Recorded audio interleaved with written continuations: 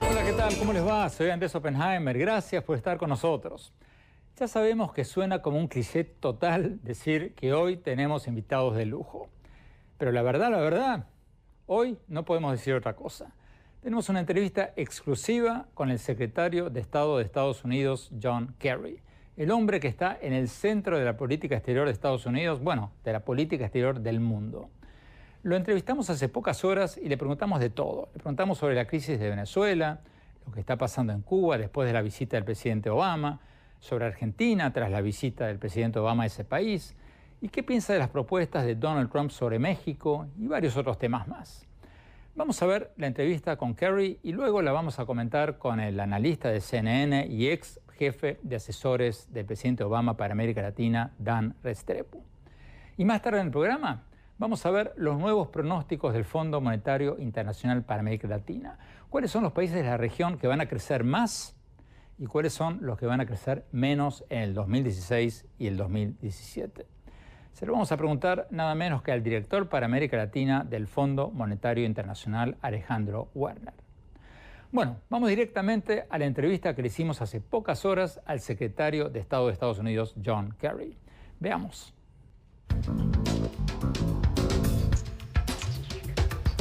Señor secretario de Estado, John Kerry, muchas gracias por estar con nosotros.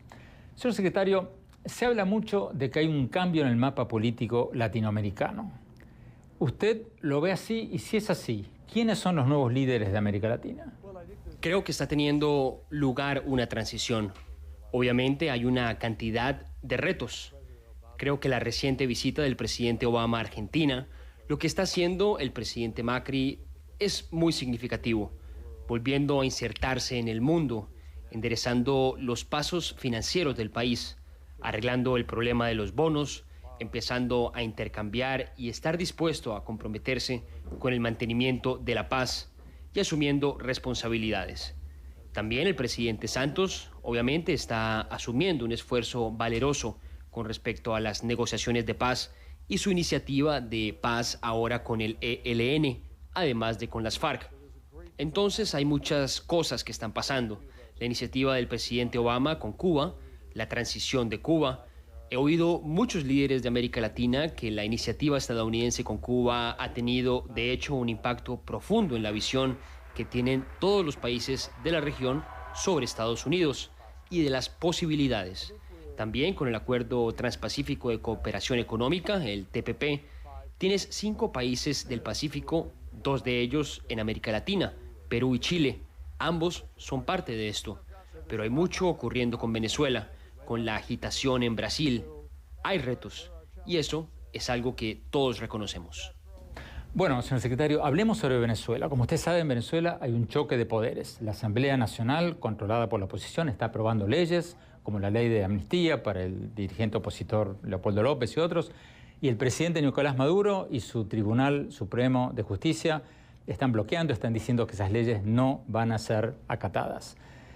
Algunos opositores, o la oposición, dice que esto equivale a un golpe de Estado del presidente Nicolás Maduro contra el Congreso. ¿Cierto o falso? ¿Cómo caracterizaría usted esta negativa del presidente Maduro de permitir que se cumplan las leyes aprobadas por el Congreso? Yo no caracterizo, no uso etiquetas así.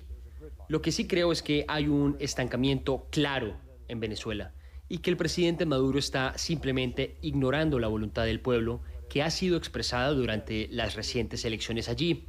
Eso es muy peligroso y lamentamos enormemente el hecho que Maduro parece estar constantemente buscando enfocarse en Estados Unidos y en tratar de pintarnos a nosotros como los culpables por su falta de voluntad de comprometerse con la democracia plena, de traer a la gente a la mesa, de oírlos, de trabajar con ellos, de realizar esfuerzos que la gente de Venezuela ha expresado claramente son sus deseos. Entonces creo que Venezuela está en una posición muy difícil, particularmente en su economía. Su economía está en una condición muy complicada. El precio del petróleo, por supuesto, ha tenido un impacto muy profundo.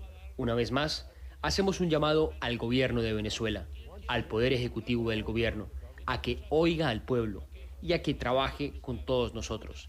Estamos preparados para trabajar con Venezuela. Queremos tener una relación normal. No estamos involucrados en ninguna actividad contra el gobierno. Simplemente queremos ver que se logre la estabilidad y queremos ver una participación y relación completa de la gente con el gobierno.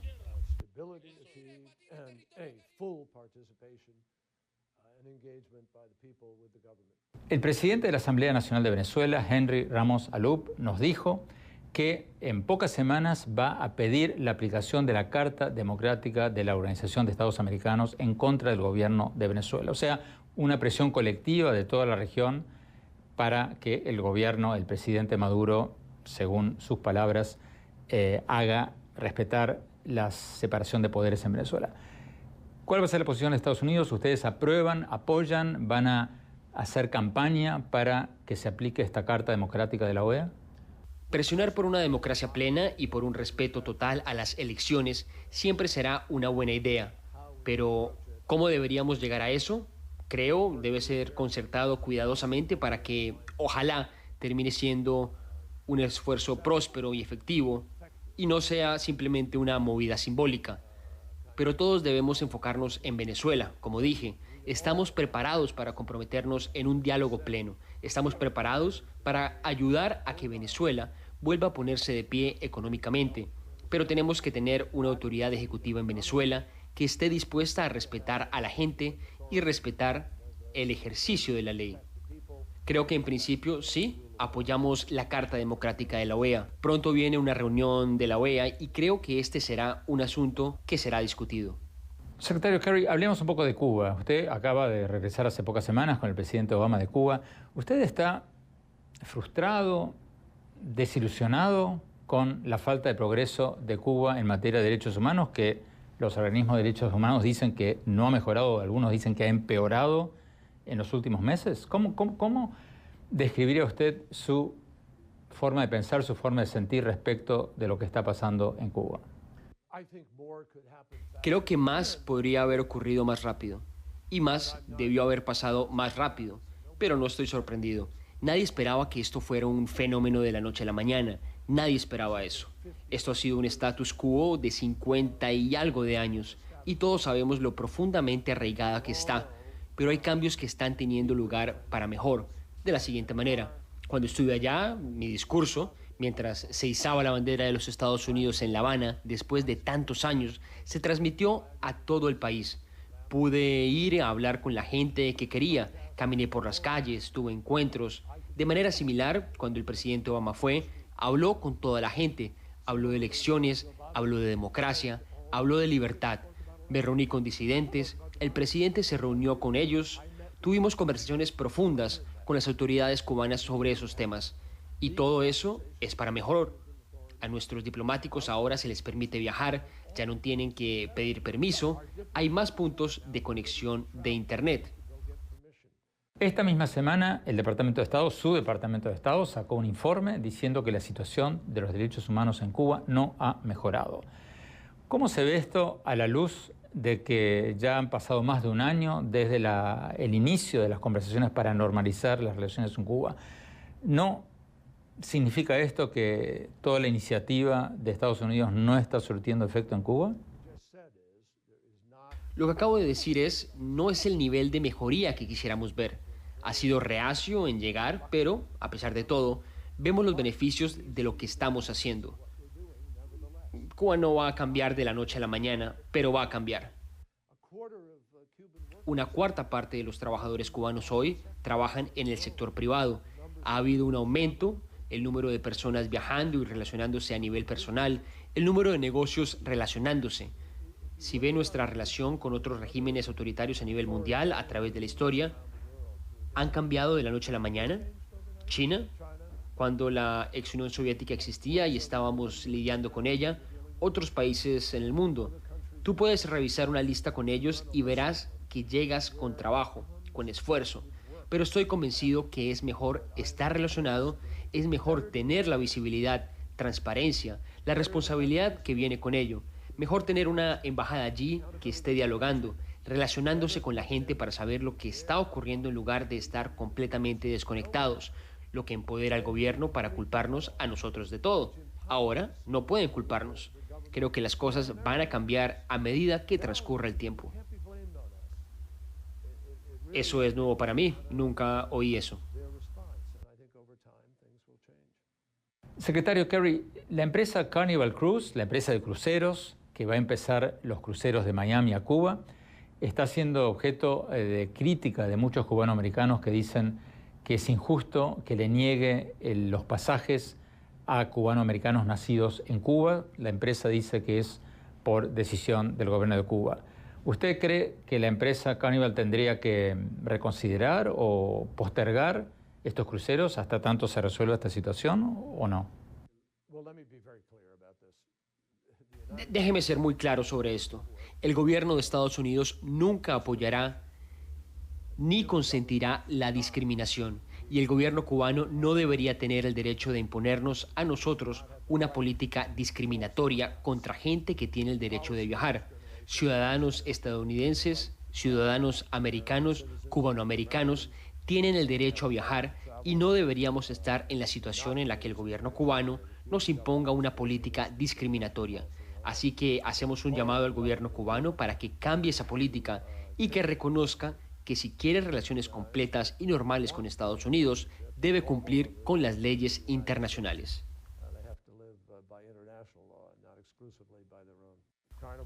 Carnival no debe discriminar. En estos días está teniendo lugar el Congreso del Partido Comunista de Cuba. ¿Usted espera que este Congreso va a promover un cambio económico o político en Cuba? I hope. I don't know. I'm not going to set expectations, but Eso espero. No voy a poner expectativas, pero mire, ellos quieren estar relacionados con todo el mundo. Quieren comerciar con el mundo y quieren que el mundo pueda viajar a Cuba y que puedan viajar al mundo. Para hacer eso, hay que levantar el embargo. Si uno quiere levantar el embargo, tiene que poder votarlo en el Congreso. Para votarlo en el Congreso, van a tener que hacer algunos cambios. Por ende, es cuestión de Cuba, es cuestión del gobierno cubano definir hacia dónde quieren ir. Ya la gente en Cuba ahora tiene mayor información, mayor influencia, mayor habilidad para tener un impacto. Estoy convencido que con el tiempo habrán cambios. No podremos esperar que las políticas impuestas durante 50 y algo de años cambien de manera inmediata. No ha ocurrido así en ningún otro lugar. Tomó años. Pero sé que va a cambiar, porque creo que hay una esperanza y una aspiración inexorable en los seres humanos de poder decidir su futuro y poder tomar sus propias decisiones.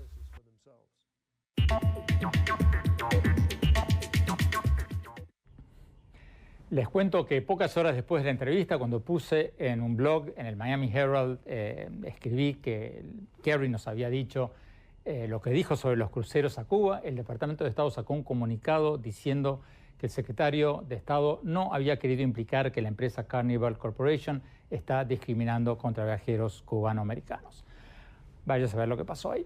Bueno, tenemos que ir a un corte y ya seguimos con la entrevista exclusiva con el secretario de Estado de Estados Unidos, John Kerry. Ya volvemos.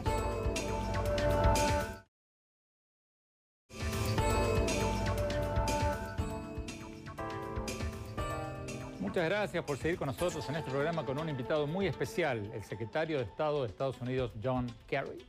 Sigamos con la entrevista que le hicimos hace pocas horas. Veamos. Señor secretario, hablemos de Donald Trump. Es un tema de política exterior. Donald Trump está hablando de hacer un muro en la frontera, de deportar a 11 millones de indocumentados, de cortar las remesas familiares a los mexicanos en México. Cuando usted se reúne con sus pares, con los cancilleres latinoamericanos, ¿es un tema que le ponen en la mesa? ¿Es un tema que les preocupa o no tanto? Recibo enormes muestras de preocupación, no solo de América Latina, sino de todas partes del mundo. La gente está impactada y preguntando. Tuve una conversación esta mañana con el principal ejecutivo de una compañía estadounidense que recién estuvo en Canadá y me contó que se pasó la mayor parte del tiempo tratando de convencer a los funcionarios canadienses con los que estaba que el pueblo estadounidense será lo suficientemente sensato como para no elegir a Trump presidente. Esto es lo que me contó. Esa es la preocupación que la gente tiene. El que se haya referido a poner armas nucleares en manos de otros países, cuando por años se han esforzado para evitar acudir a las armas nucleares, ese tipo de cosas son peligrosas. Y vivimos en un mundo lo suficientemente peligroso, tal cual y como está. Aunque ahora estemos hablando de América Latina, señor secretario, usted pasa gran parte de su tiempo lidiando con el tema del Estado Islámico, con el terrorismo del Estado Islámico. Después de estos ataques en París, en Bruselas, usted personalmente, ¿ha escuchado informes de inteligencia diciendo que habría una posibilidad de ataques del Estado Islámico en América Latina? What we have indications of is efforts by De lo que tenemos indicios es de esfuerzos de ISIS o Daesh para reclutar en América Latina. Y sé que han habido esfuerzos de reclutamiento a largo alcance, pero no vemos algún tipo de apoyo. Sin embargo, estamos muy enfocados en prevenir el fenómeno de combatientes extranjeros. but nevertheless we are very focused on preventing the foreign fighters phenomenon. Hemos ampliado nuestros esfuerzos a nivel global para prevenir que combatientes extranjeros lleguen allá, que salgan de sus países de origen y lleguen al país del conflicto. Y estamos mejorando diariamente. And we're getting better at that every single day. ¿Algún país latinoamericano específico? No quiero entrar a mencionar ninguno, pero hay un número de países en los que ISIS ha intentado reclutar y ha logrado adquirir algunas personas aquí y allá. Pero recuerda que han reclutado gente de todos lados, han reclutado de Estados Unidos, de Australia, de Francia, de Alemania, Gran Bretaña, Rusia. Una de las razones por las cuales Rusia está tan preocupada y está involucrada en Siria es porque varios miles de chechenos están luchando a nombre de ISIS y están preocupados de que vuelvan a casa, como lo están varios países. Esta es una preocupación global. Como lo dijo el presidente Obama, estamos progresando y estoy completamente convencido que vamos a vencer a ISIS o Daesh. En estos días hubo una escaramuza en el mar Báltico en el que jets rusos sobrevolaron un buque de guerra de Estados Unidos. Sé que esto está causando fricción entre Estados Unidos y Rusia. ¿Por qué cree usted que los aviones rusos hicieron esos vuelos rasantes? ¿Fue una provocación? Y si es así, ¿cuál va a ser la respuesta de Estados Unidos? Well, let me say in the strongest terms possible that Pues déjeme decirle en los términos más enfáticos posibles que condenamos este tipo de comportamiento. Es imprudente, es provocativo, es peligroso, es poco profesional y bajo las reglas del enfrentamiento, eso pudo llevar a un derribamiento. La gente tiene que entender que esto es un asunto serio y que Estados Unidos no será intimidada en alta mar y en nuestra libertad de navegación. Así que este es un comportamiento poco profesional y le estamos comunicando a los rusos lo peligroso que es esto. Y nuestra esperanza es que nunca vuelva a repetirse.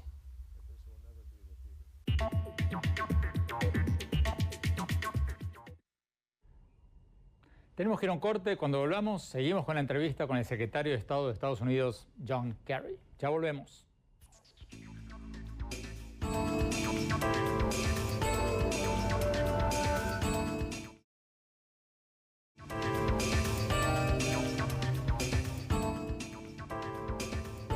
Muchas gracias por seguir con nosotros en este programa con una entrevista exclusiva con el secretario de Estado de Estados Unidos, John Kerry. Vamos a preguntarle a nuestro analista, el analista de CNN, Dan Restrepo, ex jefe de asesores del presidente Obama sobre América Latina, qué piensa de lo que nos dijo, de la respuesta de Kerry cuando le preguntamos si habría que aplicar la Carta Democrática de la OEA al gobierno de Venezuela. Antes de ir a Dan Restrepo, recordemos lo que nos contestó Kerry. Veamos. Presionar por una democracia plena y por un respeto total a las elecciones siempre será una buena idea. Pero, ¿cómo deberíamos llegar a eso? Creo debe ser concertado cuidadosamente para que, ojalá, termine siendo un esfuerzo próspero y efectivo y no sea simplemente una movida simbólica. Pero todos debemos enfocarnos en Venezuela. Como dije, estamos preparados para comprometernos en un diálogo pleno. Estamos preparados para ayudar a que Venezuela vuelva a ponerse de pie económicamente. Pero tenemos que tener una autoridad ejecutiva en Venezuela que esté dispuesta a respetar a la gente y respetar el ejercicio de la ley. Vamos a Washington. Dan Restrepo, ¿cómo interpretas lo que dijo Kerry cuando le preguntamos sobre la Carta Democrática de la OEA y Venezuela? ¿Fue mi impresión o estuvo bastante cauteloso? Mira, aquí esto no es solamente tema para los Estados Unidos y creo que eso se reflejó en la respuesta del secretario de Estado. Aquí necesitamos, para hacerlo, para ir a la Carta Democrática Interamericana, se requiere una voluntad política en todo el hemisferio, por lo menos en una mayoría de los países. Y hasta el momento eso no se ha visto. No se ha visto otras voces levantándose con preocupación sobre la situación en Venezuela. Entonces creo que más que nada estabas oyendo eso en la respuesta del secretario de Estado, de decir, mira, los Estados Unidos ha dejado bien claro sus preocupaciones, otros empiezan a dar voz a esas preocupaciones, pero si no hay una voluntad hemisférica, sería simplemente simbólico y hablar de la Carta Democrática Interamericana si no tiene el apoyo en toda la región. Dan, ¿es eso o es que Kerry y el gobierno de Obama no quieren dar la impresión de que Estados Unidos está tomando un rol de liderazgo en este tema para no darle al gobierno de Venezuela munición para decir esto es una campaña del imperialismo contra Venezuela? Sí. Mira, obviamente los Estados Unidos quieren mantener una política donde no tiene protagonismo en esto, no tiene, que esto no se convierta en algo bilateral entre los Estados Unidos y Venezuela. El gobierno del presidente Maduro busca, seguirá buscando tratar de hacer esto un tema bilateral para tratar de utilizar ese discurso antiimperialista que han utilizado, que cada día es más difícil para ellos utilizar. Y la administración del presidente Obama, desde sus primeros días, francamente, ha sido cauteloso en el sentido de no meterse en esa batalla retórica innecesaria, inútil, y dar aliento, dar oxígeno a un discurso antiimperialista. Están tratando y siguen tratando de enfocarse en los hechos, en los valores y los principios, y que son principios no simplemente estadounidenses, sino interamericanos, y buscar más apoyo dentro de la región para que esto no sea algo simplemente bilateral. Pero Dan, como le decía a Kerry en la entrevista, en una entrevista que le hice hace pocos días a Henry Ramos Alupe, el presidente de la Asamblea Nacional de Venezuela, él dijo que va a pedir a la OEA que apliquen esta Carta Democrática, esta metodología que podría llevar a sanciones contra el gobierno de Venezuela, porque no le queda otra. O sea, dentro del país, él decía, han agotado todos los recursos y ahora no les queda más que salir a buscar apoyo externo. ¿Tú crees que la oposición venezolana va a poder juntar un número suficiente de países en las próximas semanas como para pedir esto exitosamente? Eso es lo que estoy subrayando. Esto es no simplemente un llamado a los Estados Unidos. Un llamado a la OEA es un llamado a todos los países miembros. Formalmente necesitas 18 votos de los países del hemisferio para llegar a los instrumentos de la Carta.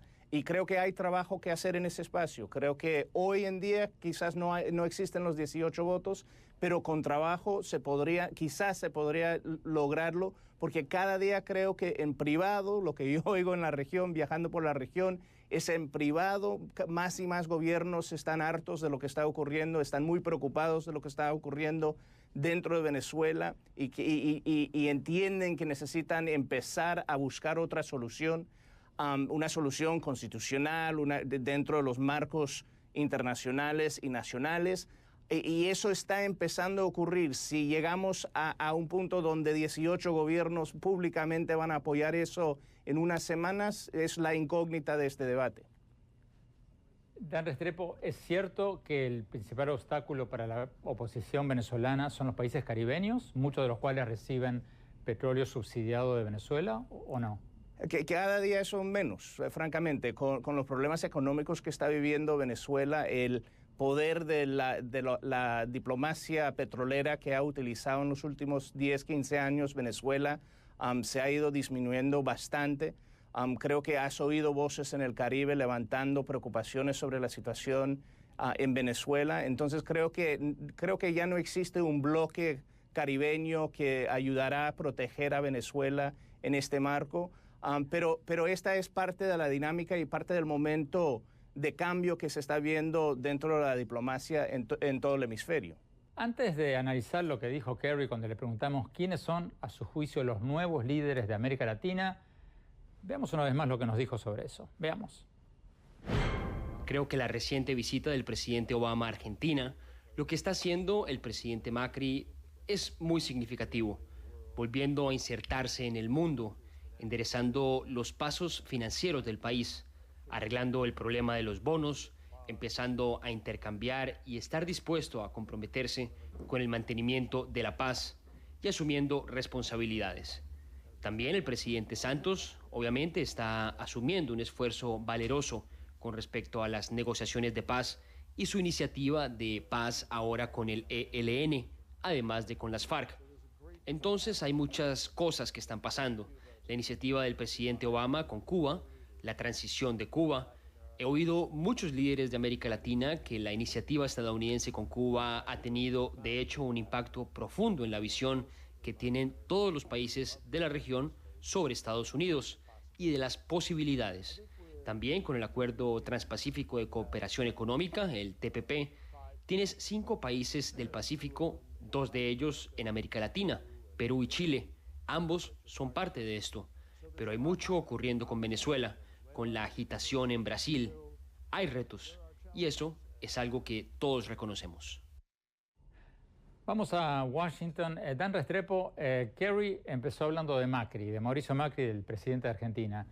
Mi pregunta para ti, ¿lo hizo porque es el que tiene más fresco en la memoria por el reciente viaje de Obama a la Argentina o porque Estados Unidos ve a Macri como un nuevo líder regional? Mira, creo que empieza con el viaje, empieza con el hecho que acaba de estar en Argentina, el presidente Obama acaba de estar en Argentina, pero también para los Estados Unidos y para esta administración es novedoso tener a Argentina involucrado en temas hemisféricos de manera positiva y que vuelve a tener, resonancia Argentina en la región. Sí, protagonismo. Y es, francamente, es relevante otra vez. Y en particular en un momento de crisis en Brasil, de cambio de gobierno en Perú, entonces tienes una combinación de cosas donde esta nueva presencia de Argentina es novedoso para esta administración. Y sí, creo que parte es que acaban de estar de visita en Buenos Aires. Ahora, ¿tú crees, Dan, que Macri va a tratar de sacarle jugo a este rol de posible líder regional o por el contrario, por sus problemas internos, por la izquierda que tiene en su propia casa, va a ser cuidadoso de sacar demasiado la cabeza? ¿Cómo lo ves? Creo que va a ser una combinación de los dos. Él ya ha tenido protagonismo, empezando con el mismo tema de Venezuela que estábamos hablando, pero a la vez él tiene sus retos en casa, que tiene que ordenar la situación económica del país de corto, mediano y largo plazo, y eso tiene que ser la prioridad de cualquier gobierno, como lo fue para el presidente Obama cuando llegó a la Casa Blanca en la mitad de una crisis financiera global.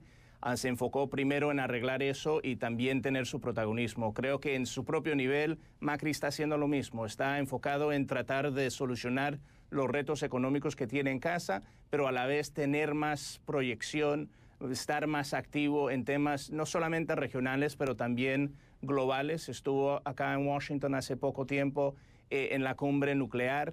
Va a jugar y va a tener más protagonismo en el espacio internacional que ha tenido Argentina en los últimos años. Finalmente, Dan Restrepo, ¿te sorprendió la admisión de Kerry de que las cosas en Cuba en materia de derechos humanos no han progresado tanto como él hubiera creído desde la normalización de relaciones con Estados Unidos? Yo sé que tú fuiste de hecho uno de los que empezaron con todo este acercamiento, pero cuando le pregunté si estaba frustrado, dijo que no usaría esa etiqueta, pero después dijo que sí. No me sorprende. No me sorprende en el sentido que creo que la administración desde el primer momento ha sido muy realista.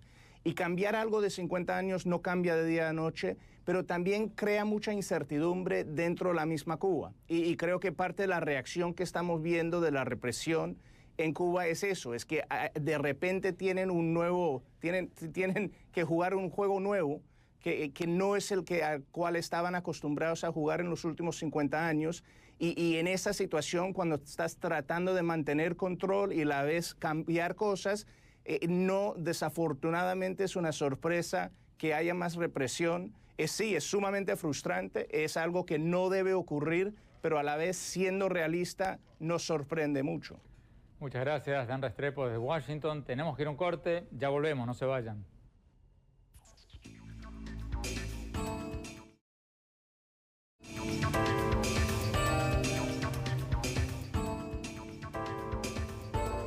Muchas gracias por seguir con nosotros. Hace pocos días el Fondo Monetario Internacional dio a conocer sus nuevos pronósticos económicos para América Latina en el 2016 y el 2017. Vamos a ver la entrevista que le hicimos al director para América Latina del FMI, el doctor Alejandro Werner. Le preguntamos cuáles son los países latinoamericanos que van a crecer más en el 2016 y en el 2017 y cuáles son los países latinoamericanos que van a crecer menos, los que van a tener las peores crisis económicas este año. Vamos directamente a la entrevista.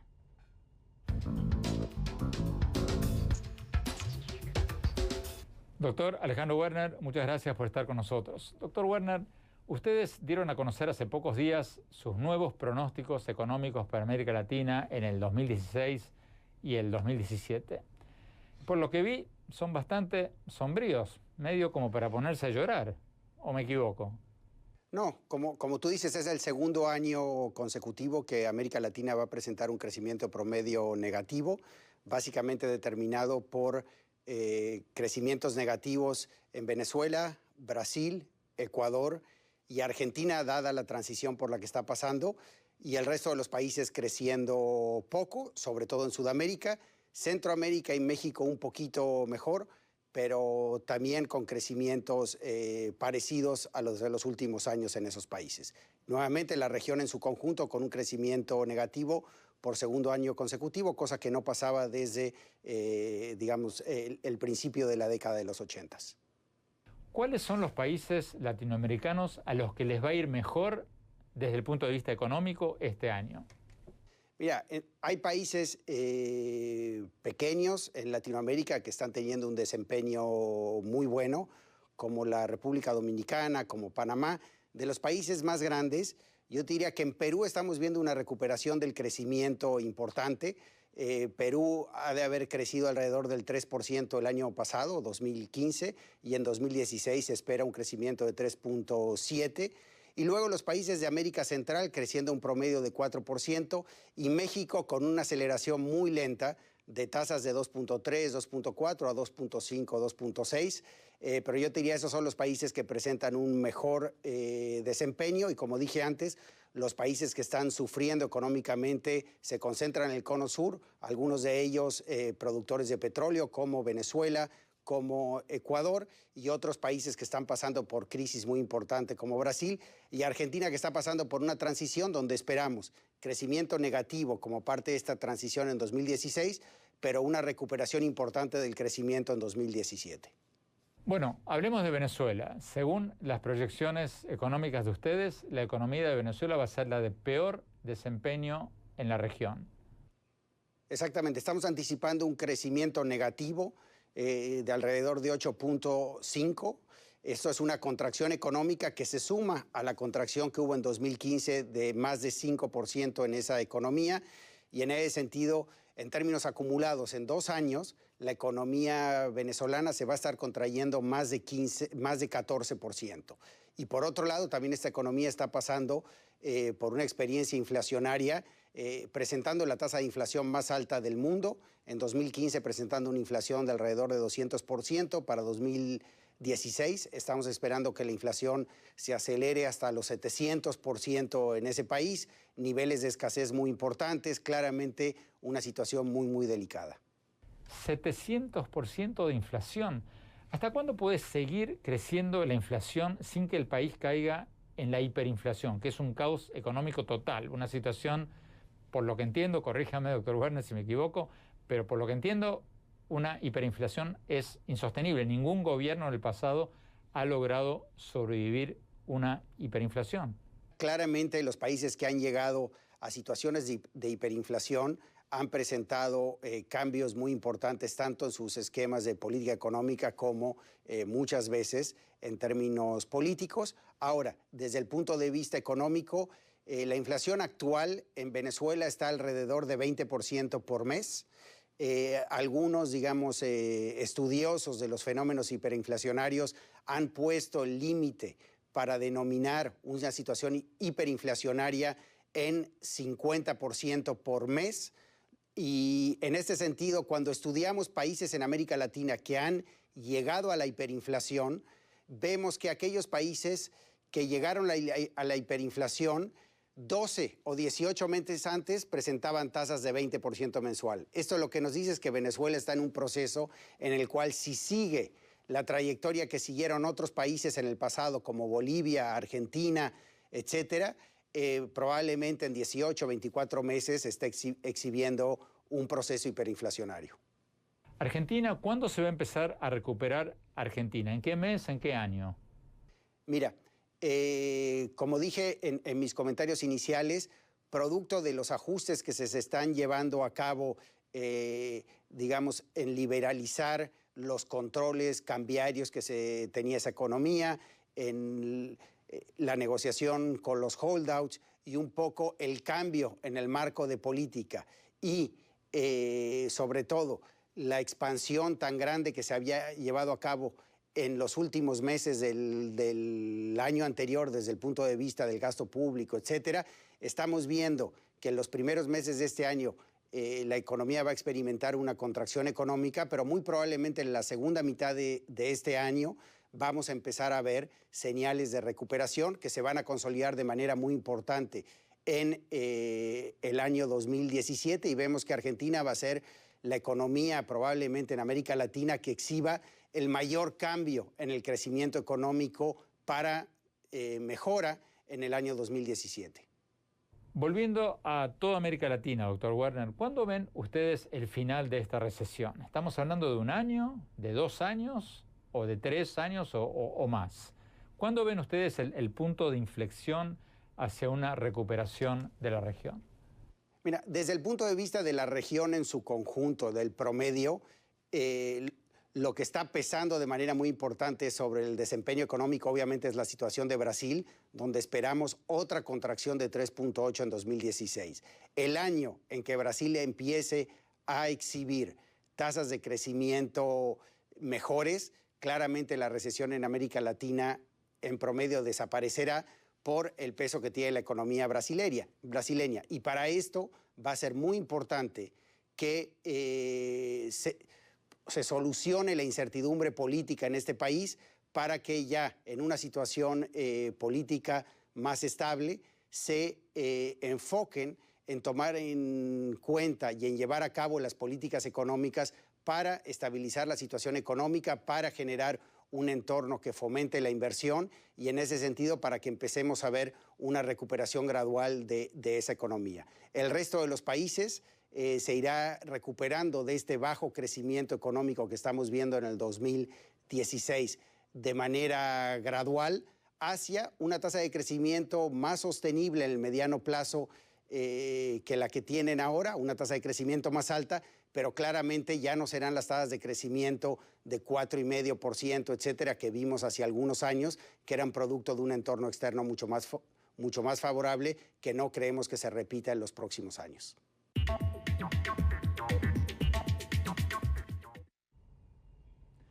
Nos están pidiendo corte. Cuando volvamos, mis reflexiones finales sobre la entrevista que le hicimos al secretario de Estado de Estados Unidos, John Kerry. Ya volvemos.